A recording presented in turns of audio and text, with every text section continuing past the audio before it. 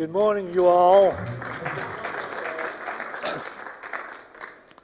Good morning, you all. Welcome to Unity of Boulder.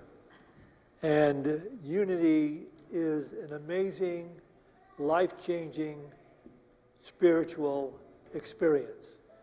It's not a religion per se, it's a way of life. And it's a way of life based on certain principles that make life really work. Is there anybody here from another Unity today? Anybody here for the first time? Okay, no gifts given out today. Well, anyway, we had a situation where this fellow was getting tested by this doctor who's an expert and went through a lot of tests and found out he's going to need a new heart.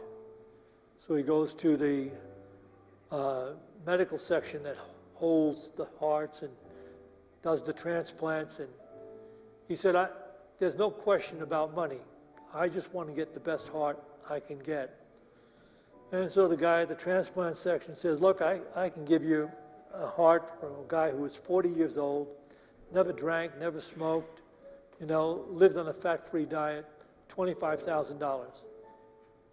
So the young guy said, well, look, I can pay more than that. I want the best, the very best.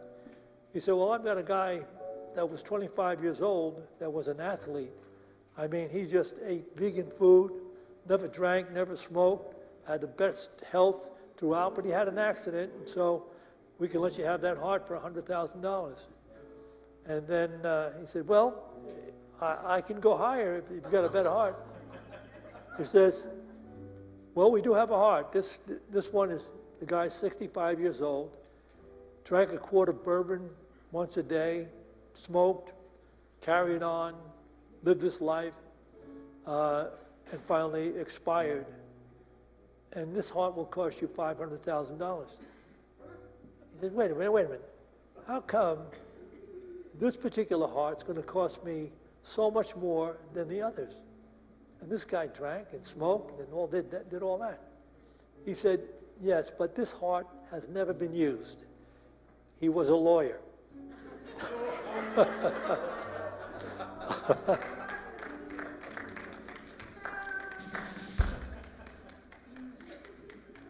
Good morning, everyone. Welcome to Unity of Boulder. Those of you who are joining us here in person, and those of you who are joining us online, we welcome you. We love spending a little bit of time every Sunday with you. So, thank you very much in making our Sundays. Speaking of Sunday services, we do them all online. They're all being recorded. They're all on YouTube, our website, and on Facebook. So if today's message touched you in any way, or reminds you of someone else who maybe you think they would really love this message, or this message would really help them, go on YouTube. It's really easy to find. Unity of Boulder Church is all you have to search, and you will find all of our videos for the past few years archived right there. Same thing on our website.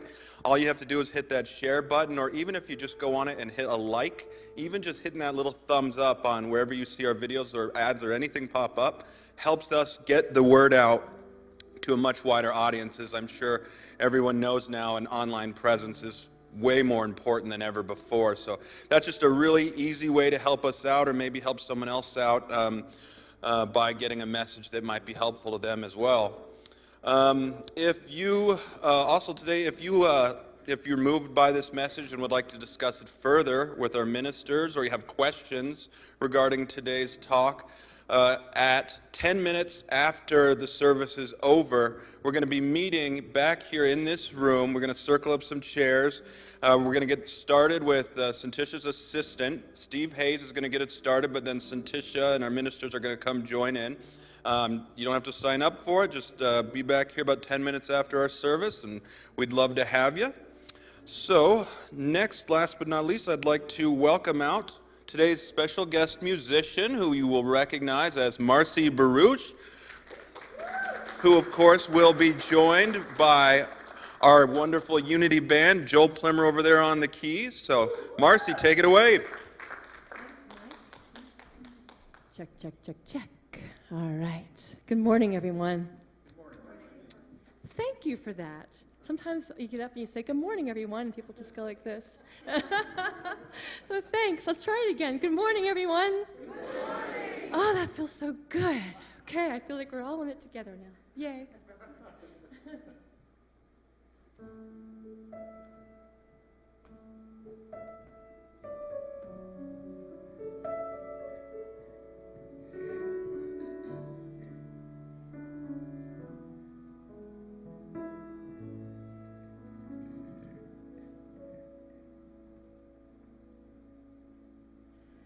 When the night has come and the land is dark and the moon is the only light we'll see, no, I won't be afraid, no, I won't be afraid. Just as long as you stand by me. So darling, darling, stand by me. Oh, stand by me. Oh, stand now, stand by me, stand by me. If the sky that we look upon should tumble and fall, and the mountain should crumble to the sea, I won't cry, no, I won't shed a tear, just as long as you stand by me. So darling, darling, stand by me. Oh, stand by me. Oh, stand now, stand by me, stand by me. Sing with us. So darling, darling, stand by me. Oh, won't you stand by me? Oh, together we can stand, together we can stand by me. Oh, please stand by me. Oh, together we can stand, together we can stand by me, stand by me, stand by me. Whenever you're in trouble, won't you stand by me? Oh, stand by me. Oh, stand now, stand by me, stand by me.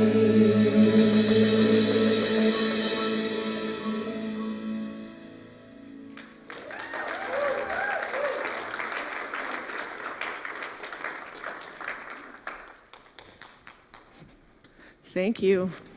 What a voice. Thank you for sharing your heart with us. We are so appreciative of you. And the whole band. Always amazing. So good morning, everyone. Nice to see you all here. As you know, sorry, I was supposed to be here last Sunday, but I was so sick with a mind-body experience that was definitely triggered by facing life. You know, when we finally are honest with ourselves about something that needs to change. I don't know if you've ever had one of those, just a sickness that comes that nobody can say what it was. It was just clearly a spiritual cleansing. I was in one of those for sure. And it started at Unity Village, actually. Well, first of all, my name is Syntysche Groverland. I'm the spiritual leader here. And my talk is go within or go without. That is the choice. And I've been on a journey of going within always in my life, but especially after going to the conference in Unity Village, which is in Lee Summit, Missouri, which was extremely powerful in wonderful, wonderful ways, but also, you know, when you, especially as a Unity minister, it's very rare that we get to our glass really filled back up. So we're around all the other Unity ministers, and it's all wonderful keynote speakers from all over the world sharing with us different ideas about Unity from their churches in Africa and things like that, and just new insights about where church is going or where spiritual centers are going and things like that. So I got to sit and bask as just a participant or as a parishioner, which is just so nice to just sit and listen and be inspired and triggered and all of the stuff that happens when you're facing, the world at this time. So the idea of going without or going within, these are the choices. I know in my experience now, and especially navigating the last few years in ministry, and in my own personal life, going within always relieved and relieves the anxiety, fear, and loneliness I can feel from all the unpredictability that looking without at the world has offered. And, we keep thinking we're hitting the last milestone of disruption or darkness in this world, and then it's like another thing happens each week. I mean, we could just speak to stuff every single week. And it's exhausting, right, for all of us. That unpredictability, that living in the state of not knowing what the next day is going to bring. The only thing that can offer that peace and harmony and tranquility is going within and leaning into this greater power, this greater love we call spirit, God, source, whatever word makes you feel hugged and loved, and replace whatever word I'm using that may trigger you from childhood, religion. So I wanted to speak to that. I've really been on kind of a vision quest, purifying everything that no longer serves me. And it started when I was at Unity Village. My younger brother, who is he co-leads the head of UWM, so he oversaw this entire convention. So he chose the music, he chose the keynote speakers, all of it, and it was awesome to see the unfoldment of where his life has gone, and he is in full wholeness. I mean, just to see the vision of my younger brother, who was so quiet all of his life and introspective and even shy to a point, is this majestic, fulfilled, just to see a family member just come in so completely into their being. It's just the most beautiful thing to witness, and I'm so proud. It was just such a wonderful thing. So I thought I'm going to go back a little bit to the basics of Unity, because I've been talking about Edgar Cayce a lot the last few weeks, because I just like that work so much. I love life after death. I love spirit guides. I love the idea of reincarnation, and those things giving us a sense of peace during these tumultuous times, and knowing that there is support for us and that our good has not left us, and yet our good is still in the very midst of us, but it really is a matter of us being in control of what we're allowing into our consciousness, right? And no matter what, it will seep in what's going on in the world. But at the end, it all comes down to our perceptions and what we are believing about the world and adding unto it that also brings the discord into our life. Unity is the most common definition of unity is a state of being undivided or oneness. That's it. That's the whole talk. See you later. That's all. That's all that's needed. Now it's like, how do we do it? The most common definition of unity is a state of being undivided or oneness. And the name Unity came to Charles Fillmore, who is the co-founder of Unity, in a dream that was what the movement of Unity was supposed to be named. He was at the beginning of many New Thought churches like Christian Science and Religious Science, and Unity ended up being on the level of all of those. And they all have a very similar energy, but some little different belief systems in the mixture of them. But Charles had such a vision, and his wife also had an amazing vision. She's considered the mother of Unity, and her name is Myrtle Fillmore. So Unity Church followers believe in the divinity of Jesus. They believe that Jesus Christ is the Son of God, the master teacher who demonstrated divinity and came to teach humankind. Jesus is the great example of God in physical form and an example of what we are all capable of being. Unity never set out to be a church. Unity never set out to be a spiritual, have its own viewpoint as a religion. It was really meant to be a study group that was added unto all religions. So people could go to their Jewish synagogue, or they could go to their Catholic church, or they could go anywhere, and then they could come together and speak about how you could apply the teachings that they learned that day metaphysically into their lives. Because, in the Bible, it's all about the generation, which is us coming in as perfection, which is as a baby. The degeneration, where we forget all the power and the beauty and the divinity that we are. And the regeneration is the resurrection into that which we were put here to be and do, as Jesus showed us we were capable of being. And the only reason why Unity is considered Christian is because we use the Bible, because it is the most read text in the Western Hemisphere. But beyond that, we only really study the teachings of Jesus that came directly from Jesus, not about Jesus. So the one that told us that we were capable of working these miracles and more. And Myrtle and Charles very much lived that reality. So Myrtle Fillmore, who was born on August 6th of 1845, was given 6 months to live with tuberculosis, and she went to a talk by a man named E.B. Weeks, who was a student of Christian Science. And while she was there with friends observing this talk, she'd heard the words, "I am a child of God, therefore I do not inherit sickness," while she's in the midst of facing dying. And so these words, "I am a child of God and I do not inherit sickness," just sung in her being. Those words just transformed her sitting in that group, in that moment, when she was at this visiting lecturer that was coming through Kansas City. And when she left, she went and told her friends she was a light. She was transfixed. She was changed because she'd believed before that there was an inheritance of sickness, and tuberculosis had actually taken many people in her family. So she believed that you are just going to die of this thing, instead of believing, "Oh, I'm a child of God.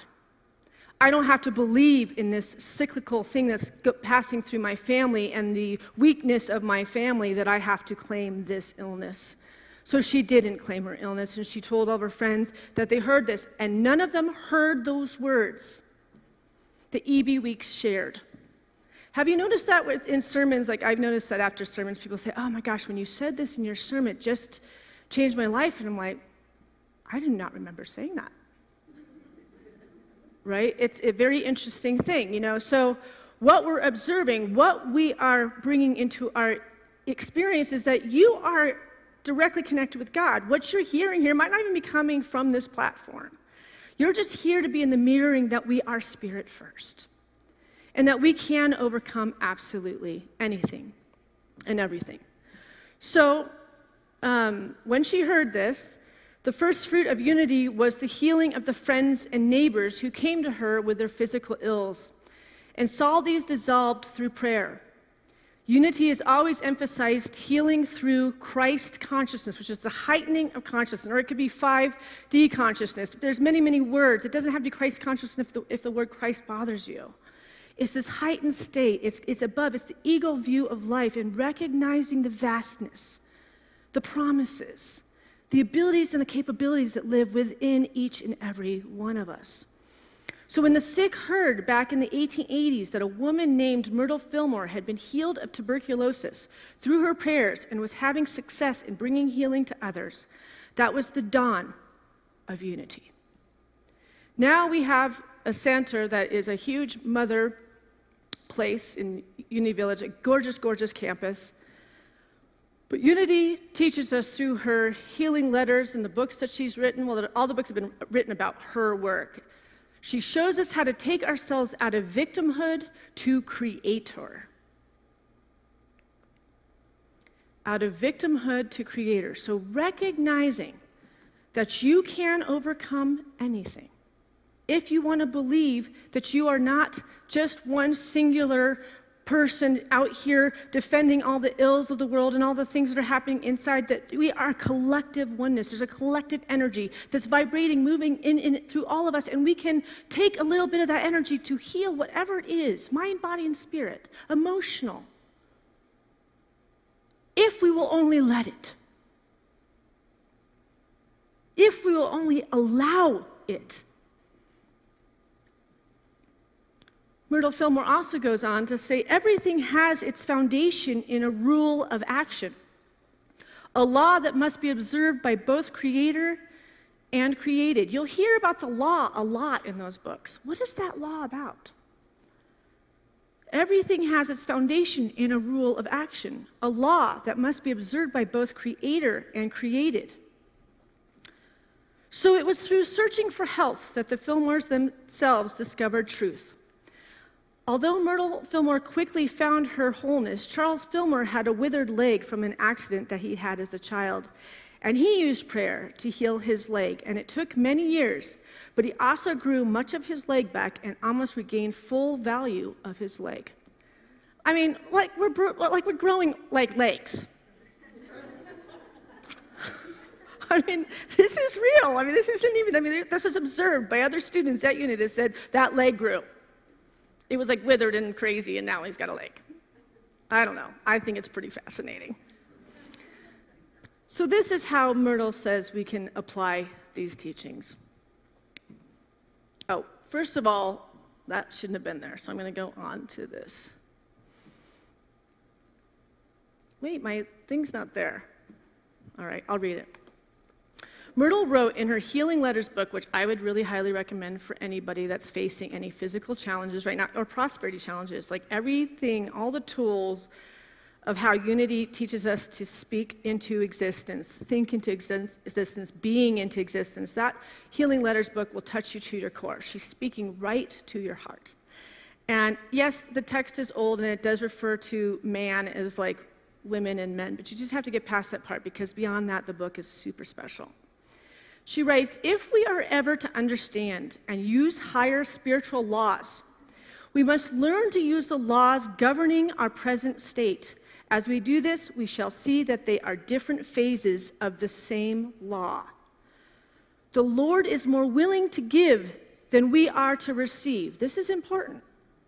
The Lord, Spirit, Source, is more willing to give to us than we are willing to receive. The bounty of God is within us, undeveloped, and all about us, unused and misunderstood. It is ours to use all that the Father has. Spirit within is the quickening, adjusting, harmonizing force. Yes, we must agree to think health and to bless the body and to express that which causes all the functions of the organism to work perfectly. But there is the physical side of health also. Spirit must have substance through which to manifest. You must provide the manifest substance and life elements in proper food and drink and sunshine and air. Without these, Spirit would have no vehicle, and these are drawn in from the outside. Do you see? So, my talk title is, going within or going without. That is the choice. But what she's also saying, on the out, we have to give too. We have to put our feet under that which we are visualizing, affirming into our lives. If it's financial stuff, if it's chaos in some sort of custody situation, or whatever. You fill in the blanks of the discord that's happening in your life. You can think it and speak into existence that which you would really like to be there, but sometimes God is going to intervene, and he's going to be even better than what you thought. Sometimes we can't even see as big as what the universe wants to give us in any circumstance, but when we're in that state of allowance, we're flowing. And we're in a state of, okay, I'll let this happen. So when they're referring to laws, there are many laws. What are one of the main laws that we teach in Unity? Call it out. Love. Well, I think it's the law of attraction, right? There you go, good job. So, when she's talking about that spirit needs something to work with, spirit needs substance to work with, that's the law of inspired action. The law of inspired action. Many people think that visualizing a goal and developing a positive attitude towards it will be sufficient to exploit the law of attraction. However, you also have to take inspired steps towards that thing that you want.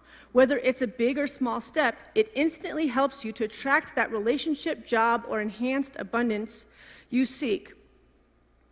Right? So we have to put our feet underneath our words, our thoughts, and we have to put action underneath it.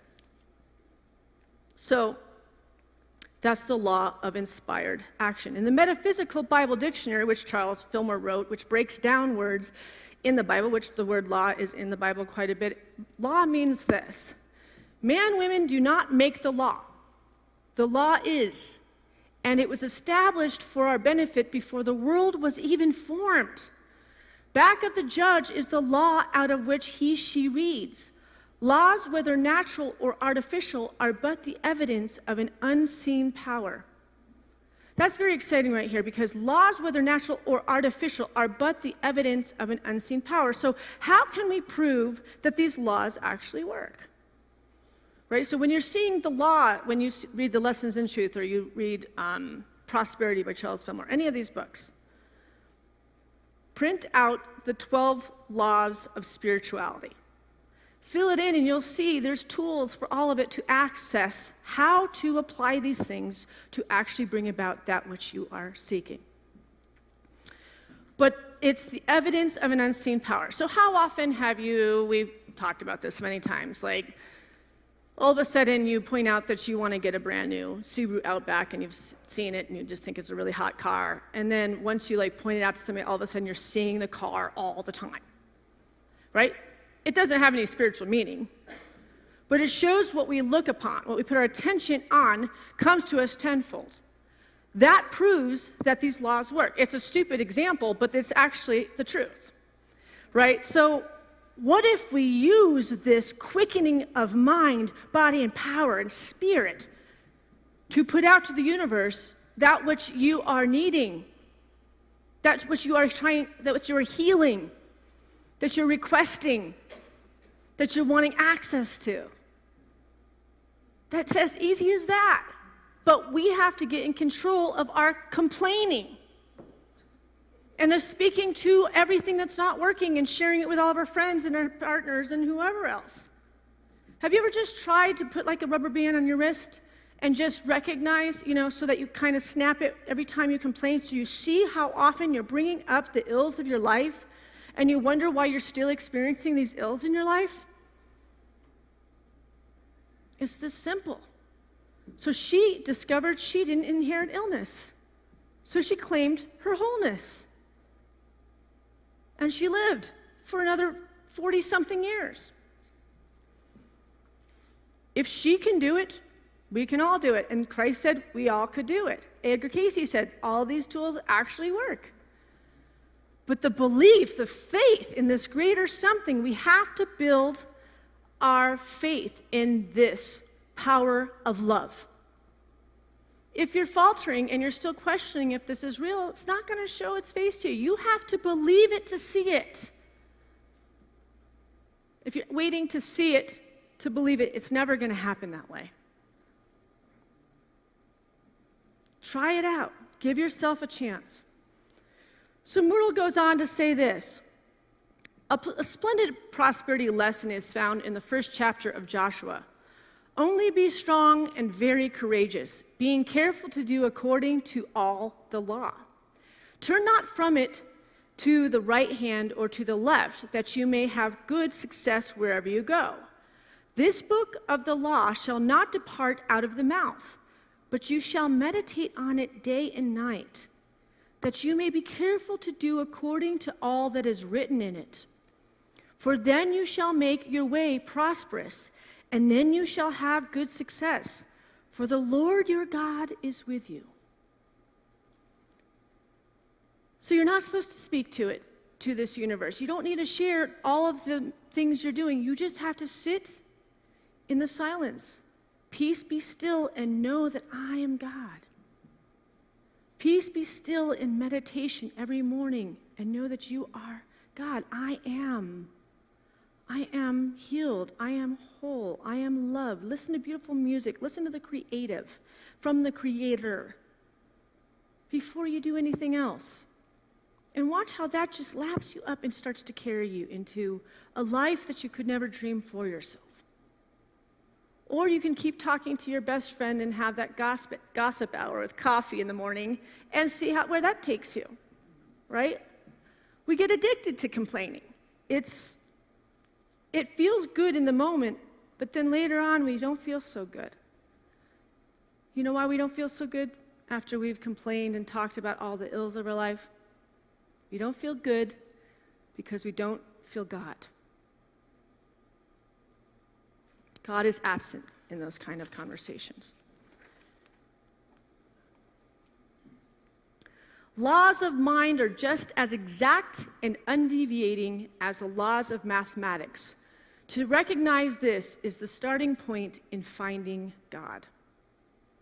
Laws of mind are just as exact and undeviating as the laws of mathematics.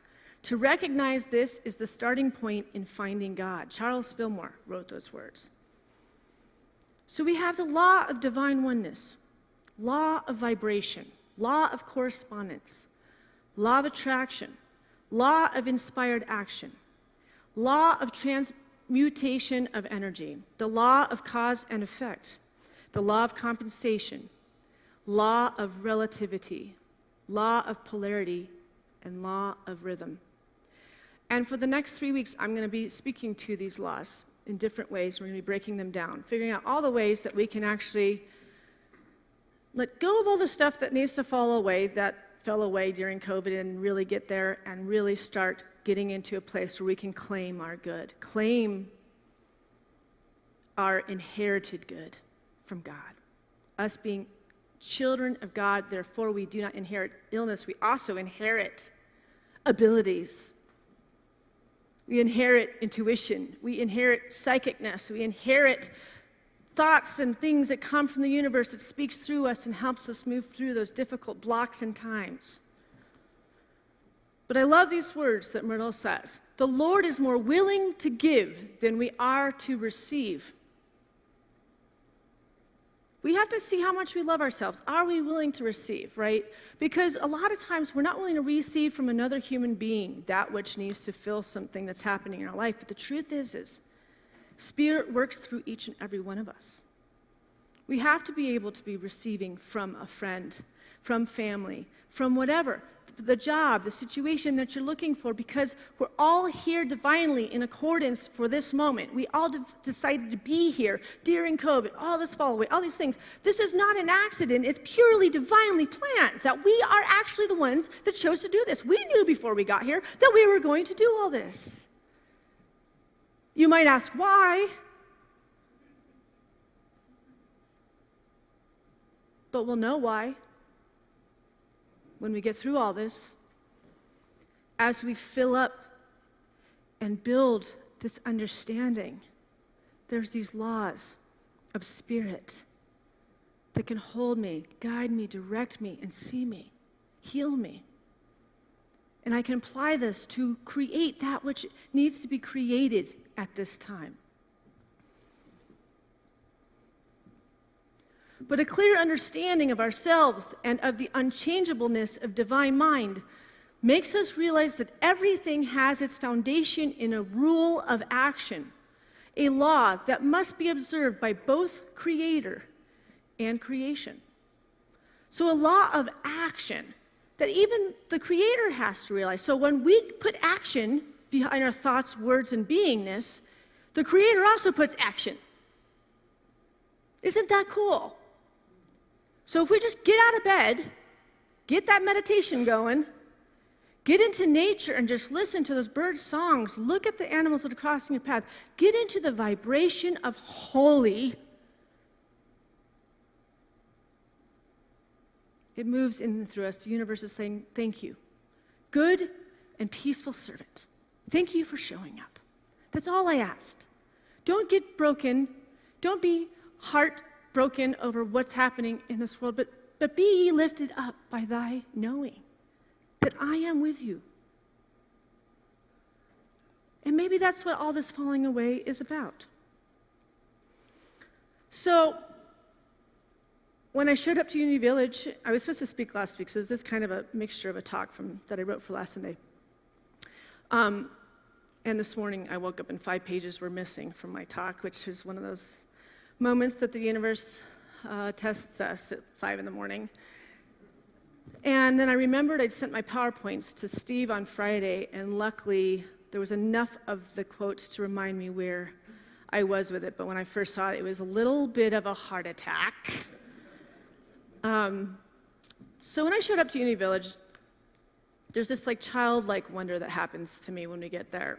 My family, my dad was ordained in Lee Summit, Missouri in 1976, 5? Yeah.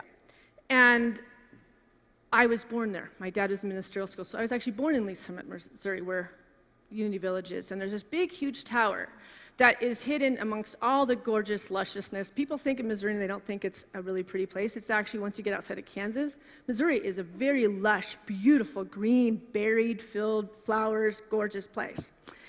And I always can't wait to see when the actual tower peeks out of the trees. There's just this sense of home, a feeling of divine connection with this unity movement that birthed me into this world. So when Mike and I passed it, when we got there, this is Unity Village, and that's the tower that sticks up, and you can see it for miles and miles. So when I got there, Shad had just ordained the ministers of this year that had just done 2 years of schooling. So he actually physically ordained some people that have just been going to school for, I think, 2 or 3 years, and one of them was a parishioner from our church. So that was a really special moment, and I got to talk to her about that. And to have Shad, the youngest of the Groverlands here, ordain her was extremely moving to her. And then, Mike and I went on they had a big banquet, and we had dinner and things like that, and Shad's just walking around, and he's just the king. He's got his suits and his bright tennis shoes. You'll remember he always had these crazy bright tennis shoes, and just has a real look to him, and he's just enjoying himself. And I've been going back to Unity Village for over 15 years as a minister now, and had my own identity there, and actually had a lot of friends, and knew all the ministers and everything else. But something happened when Shad got into this role. I became anonymous. It was an interesting thing. So I was there a couple years ago, and nobody knew my name anymore.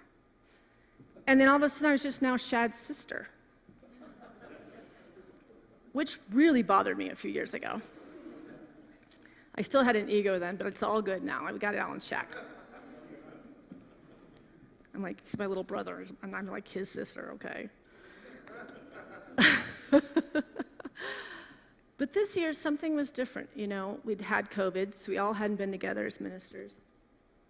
And it was just so good to see everybody that was there and to witness all the beauty and all these people that are holding the space to get this most important message out to the world, to bring this oneness back to the world that is so, so needed. And this year, people would just come up to me and they'd just say, you have got to be so proud of your brother. You have to be so proud of your brother. That was the topic of the whole time. And I was so proud of my brother. I really was. It was I didn't need a sense of self anymore. Something about making it through COVID and all of it, the duality of the shots and all the stuff of carrying this church and having our congregation divided by all sorts of different things and just having to hold the space. I'm exhausted, honestly. And it's funny how as you put up with all of these things, your sense of self leaves. But also a love for self is there for me now. I don't need the outer approval of others there to approve that I'm holding a space for this work. I was okay with being Shad's sister. Something had shifted, and I think many of us are in that shift where we recognize that we really are living what we've been reading and teaching all these years. Something has been born in us that is super beautiful, and it's the humility that the Bible talks about. Humility is just referring to having a direct connection with God. But we think humility is those little old ladies that just serve these churches way too much till they're like gray in their hair, and they just like trying to get favor with God, so they go to like some distant heaven and the whole thing. That's not what it is. Humility is direct connection and living from as God. And observing in ourselves this power. And it's a silent power. It's not something we prove to our spouses. It's not something we prove to our friends. It's an isness. It's a mirror that transforms and grows this vibration to others. So we've all been through so much. COVID left residual damage to a lot of things in our lives falling away, like relationships, to our jobs, to our children, to anything we were attached to completely. Those are definitely taken away, or at least changed, and so that's where the humility came in. It's like, okay, eventually you had to stop grasping, because you could keep grasping at things falling away and be in a very serious state of angst, which a lot of us felt while we were going through those years, until we finally just let go of the oars, and we finally let the raft go where it was supposed to go, and just know and claim that all my good is still here. However that looks like, Spirit, right? So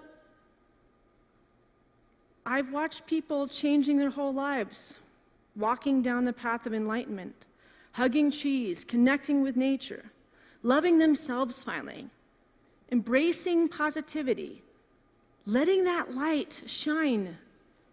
But remember and understand this one thing, that light that you are seeing, the happiness you are seeing in these people, and the smile, all the rainbows and all that stuff, remember that light that they have. They had to go into the darkness to get it. And there are some people that seek the light from being light. There's like, 0.5% of people that do that. The rest of us have to descend into the darkness to remember the polarity of the light. So I'm speaking to you. If you are just already light, God bless you. You are so blessed. You did have God's divine favor. And then the rest of us that had to be dragged through the mud to find self again for the 50th time this lifetime.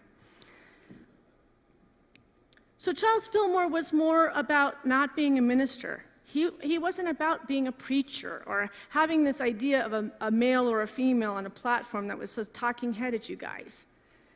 He wanted to see himself as a divine coach or a faith student. That's how he referred to himself. And that's how I see myself. I don't see myself as different than you. I wish that this platform was at the same level as you guys. Take this and make us all be a part. And that's one of my visions that I came up with while we were in Unity Village. Some of the ideas of things that we're going to probably change around here.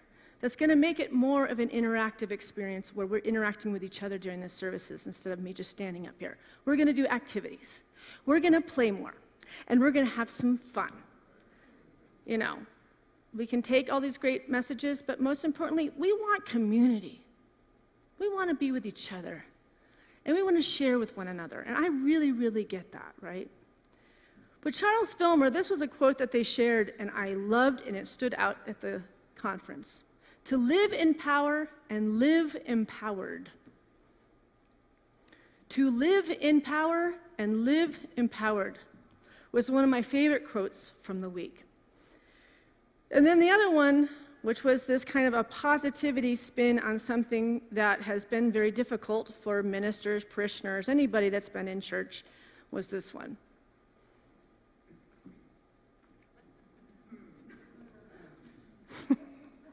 That was the one that was up all the time. How can we change our minds about the unpredictability? I love it. I love the unpredictability. And we can say it sarcastically, but maybe eventually we'll believe it, right? We got to have fun, folks. We got to start laughing because it is what it is, as the natives say. It is what it is, so how do we get positive about all of it? Okay. All right, so I'm going to go on to this next part that is the quintessential moment that transformed my experience at Unity Village. This woman, Martha Creek, wrote a book called Martha's Pearls, and I'm just going to share a quote from her book. She was the keynote speaker on Wednesday. In coping with and navigating life's challenges, I have a practice of questioning stressful thoughts. This is a radical turn around to the typical way of experiencing life. I approach the stressful thoughts from a perspective of, how am I better off in this? Such as, how am I better off that my brother died?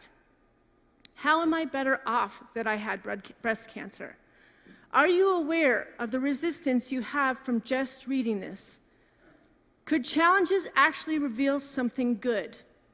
Just questioning instead of reacting fearfully can create enough space between me and thinking that it allows for a light to shine in on the apparent darkness, sadness, loneliness, resentment, or such. I can actually begin to find and appreciate the blessings of what is, what I have, what I had, and actually see some ways that I am better off for it. One thing I know for sure is that reality is kinder than my stressful opposing thoughts. One thing I know for sure is that reality is kinder than my stressful opposing thoughts. So this woman went on to share with all of us that she has been a coach for ministers in Unity. She's been doing that for over 10 years, and her degrees go on forever. She's a Science of Mind minister, she's a Unity minister, she's so many things, it's ridiculous, she's amazing. And she was there to talk to us about the facts of how churches have been affected by COVID, and the few years even leading up to COVID. And not Unity churches, but churches all together. But most churches, after COVID, have seen a drop of 40 to 50% of their people in 2 years. And the pressures that's had on the ministers that have been running the centers, which has been a reality for us too. It was so overwhelming to see that number and to see that reality of what does Unity look like in the next 10 years? How do we pull out of this and hopefully survive Unity as a movement? She went on to say that she held the hands of ministers as they closed 400 churches of Unity in this country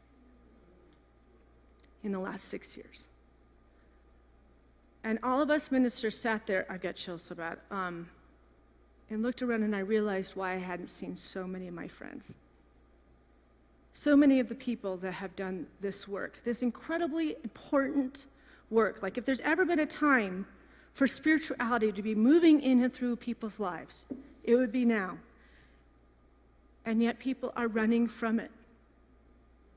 They're not finding the solace in the community factor. They're watching on live stream, which we're grateful that you are, but it's about the community. It's about getting away from the technology. It's about this growing this in and through this vibrational love so we can expand it further and further so people can feel and remember the truth and the law of their beings.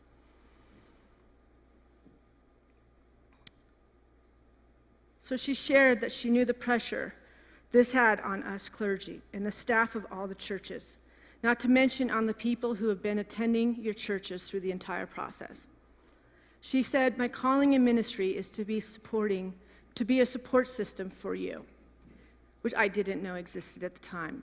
She had held the hands of all of those ministers, and she had messages for us from them of what to do and what not to do. She says that she hears so often that ministers and spiritual leaders want to bring the attendance back to the way it was by doing the same things that made their churches run before. And her entire point was, it will never work that way again. It will never work that way again, right? So you can imagine all of us sinners like, we know how we've done it till now. Oh my God, you're telling us it's never gonna go. And she said, COVID changed everyone. We all have been through a dark night of the soul. The ministers, the staff, the parishioners, so we are all different now. And we have to learn what church or spiritual community means to everyone now and for the future. She made it clear that she didn't have that answer for any of us, and that the entire movement didn't have that answer for us. But she assured us that she knew that every minister that was sitting there was called to be the ministers that were part of the transformation of this movement. No pressure, right? Like none, not at all. So I took that as a punch in my gut when she said it will never be what it was. I felt the gasp with all the other people.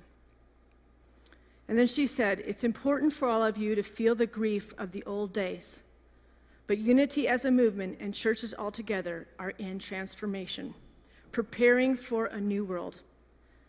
She said, then sit with where you are now, how you have developed and grown as a leader, and really recognize all you have withstood leading people through such unpredictability. She stops and she says to all of us,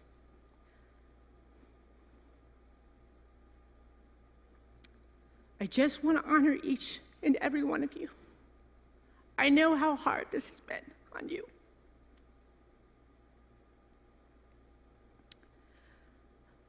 I sat in a silent room of over 300 ministers in tears. That the past is over. And we had to be with that. And this isn't about just ministry. This is about all of us and all of the systems that have been in place that we're trying to redo the way that they used to, and we just keep wondering why we're knocking our heads against the wall and it won't work. Because it won't. The transformation has already occurred. We're at this neutral point now. But we have to accept that the past is over. Now it's a matter of being here in this moment, in that meditation, and visiting with these laws so the universe can show us what's next. And don't move to next until you're clear. We've never been asked to really use our divine connection like we're being asked now.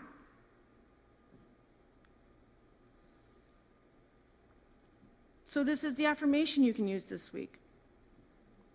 I love unpredictability. You could probably use it like 10 times a day. It's just funny how much you're like, oh, there's another one. Oh. I love unpredictability. So I left that lecture. I'm running a little bit over. I left that lecture and I got so sick. So physically sick. I'm a very empathic person by nature. I'm totally heart-run and intellectually not. So when I get hit, like when my heart gets broken open, it's broken open, but I was affected, mind, body, and spirit. I, the next morning, woke up with a stomach ache that was so beyond belief. I was so sick, and I got really sick. And to the point where I had to go to the hospital. I could not stop throwing up, and I couldn't even catch a breath. I was so, my body was just purging. I can't handle the changes anymore. It was just like, that was like the pinnacle. Like, I don't have any more to do. I have no more to give. I can't pivot with this one. This one's too big, right? I hit that edge. So sick, so sick. So I think it's kind of funny we look at where Unity started, and the foundation is Myrtle Fillmore, just remembering she inherited being a child of God, and she healed herself of tuberculosis. Well, apparently I'm not Myrtle yet, okay? I never claimed that. But in Unity, there's this process that happens when we are hit at the core with a new truth. Chemicalization. A condition in the mind that is brought about by the conflict that takes place when a high spiritual realization contacts an old error state of consciousness. If the cleansing baptism of denial does not precede the Holy Spirit's descent, there is conflict in consciousness. The old error thoughts contend for their place, refuse to go out, and a veritable war is the result, which happened in my stomach. When the conscious mind has been put in order, the Holy Spirit descends with peace like a dove peace like a dove. And I knew it. I knew, they were saying it's food poisoning. I was in a buffet that there was 400 other people that ate it and nobody got sick. I knew this was a spiritual cleansing. I knew that it hit me at the core of my being. And I had to drive home in that condition with Mike driving in the middle of the night and getting me home to my herbs and stuff because I'm not a medicine-taking person. And I remained that sick for about 5 days, so weak. I didn't know if I could stay here. I physically felt like, but the transformation that happened in me in those 5 days of feeling so bad, I just was with the law of God. I was in a state of meditation. I was sat down where I couldn't move anyways. And I feel renewed. I feel ready. And I cannot wait to see the good that's going to come from all this. All right? Let's hear it for Unity because it's going to rock it.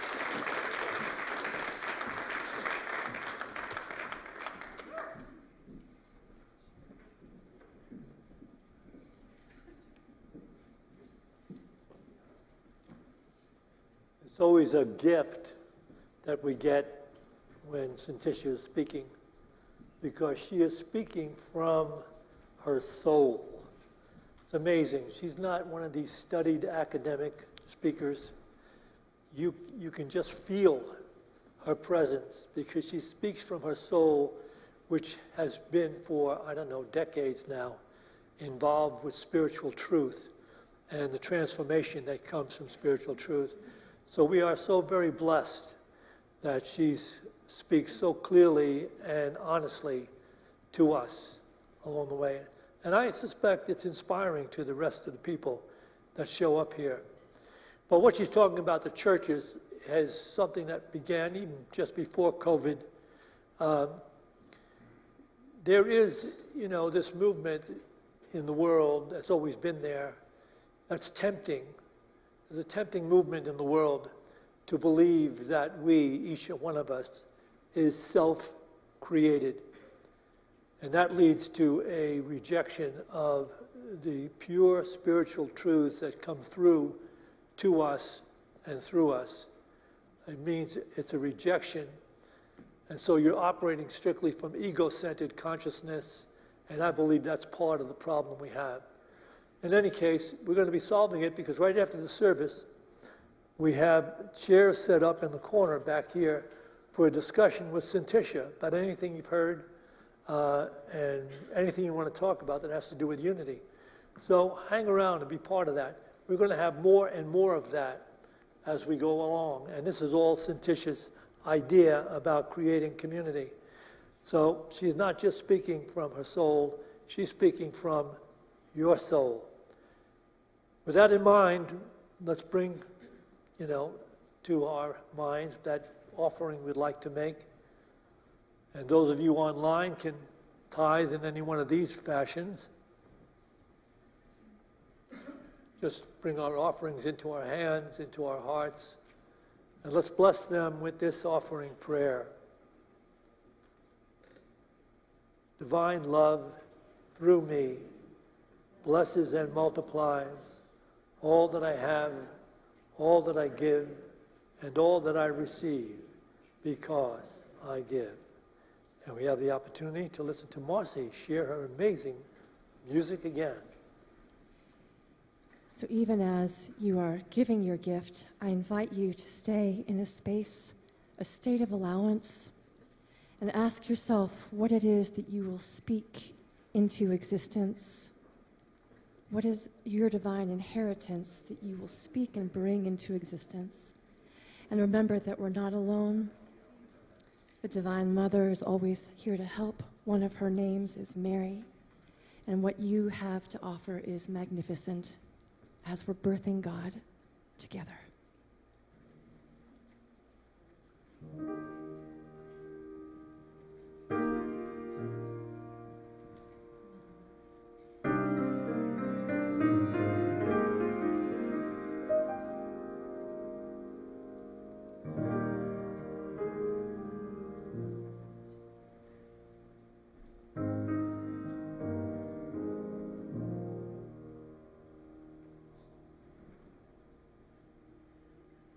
When I find myself in times of trouble, Mother Mary comes to me, speaking words of wisdom, let it be.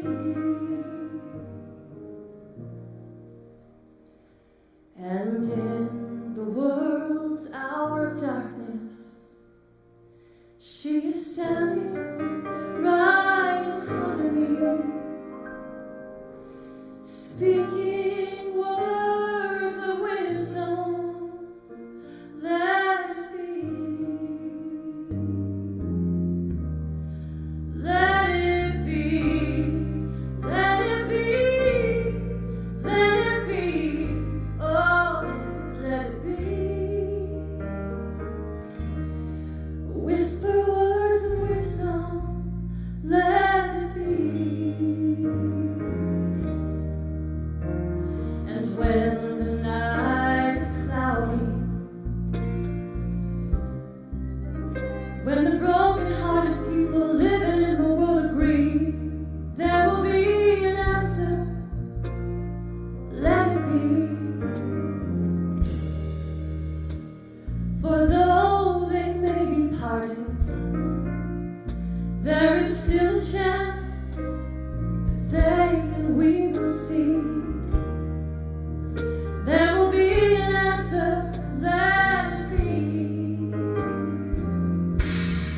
Let it be, let it be, let it be, yeah, let it be. There will be an answer, let it be. Oh, let it be, let it be, oh, let it be, yeah, let it be. Whisper words of wisdom, let it be, yeah.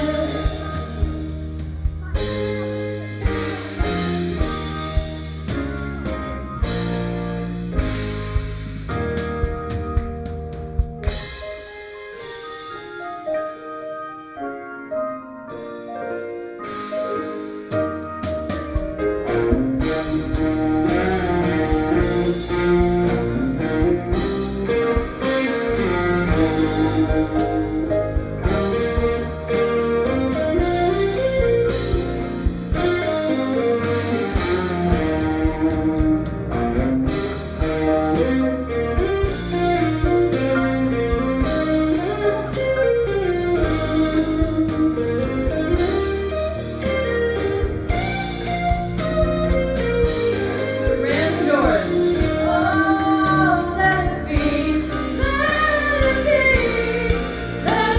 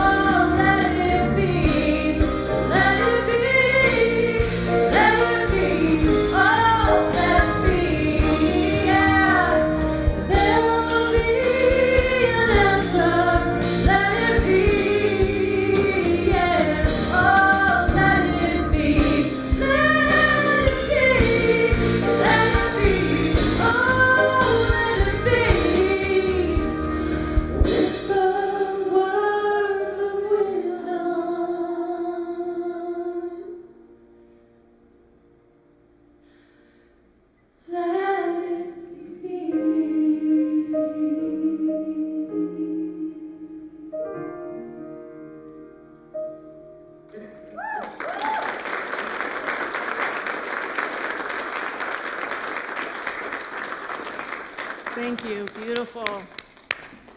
So we want to let you know that we have prayer partners available to you if you're facing a challenge right now. They're wearing the white sashes around their necks over here. We have 5 of them standing. You can just stay seated and they'll come and find you and pray with you down in the meditation room.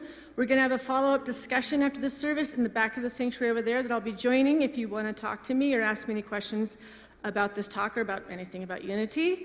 And then we have fellowship in the fellowship hall with tea and coffee, and you're welcome to grab some goodies and then meet us in this little group gathering over here, in about 10 minutes. Okay. All right, we're going to close with a closing song. Let's keep standing.